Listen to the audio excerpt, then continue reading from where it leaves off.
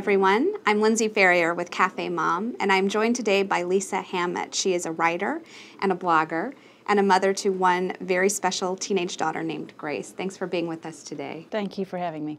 Tell us about Grace, first of all. Well, she's about to turn 18. She has moderately severe autism with speech and language difficulties on the severe end as well, and intellectual disabilities. But I embrace her just the way she is. I've actually seen you out and about with Grace, and you are clearly a devoted mother. I mean, it stood out to me just seeing the two of you in Starbucks one day, how close you two were and how well cared for she was.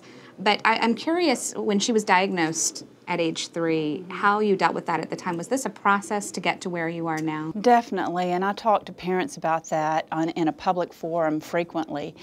You go through all the grief stages, and hopefully where you'll end up is acceptance. And it took me at least a couple of years, and it's still always a process. There's still always grief. It never goes away. It just gets shorter and shorter and easier, and you get tougher and your skin gets thicker, and you deal with it better. How did you help Grace find her artistic side? Well, the rigors of autism early intervention are so intense, Lindsay. Speech therapy, occupational therapy, education, social skills. And after about a year of that grueling therapy and also behavioral intervention, I thought, where's the joy of making art? Dancing, movement, music, visual art. And so I started seeking specialists that could take that developmental piece that they needed to understand and match it with those artistic disciplines. And so I found some of those people, and that's when we discovered the art at 4 years of age.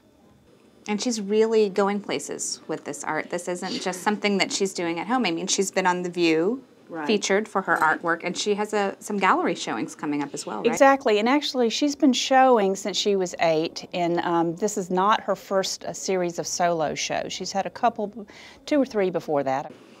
Well, tell me what Grace's future looks like. I mean, she is right on the brink of adulthood now. Well, she's actually got several years after she graduates through public schools that she'll go through a time of transition and job training skills. And then the big unknown is housing, so I'm trying to look for ways to create opportunities there as well. So you are hopeful that she will be able to live one day on her own? In some form of independence is how I put it. People with disabilities are living and working out there like the rest of us, integrated fully into society, not sequestered in an institution. We did away with the institutions.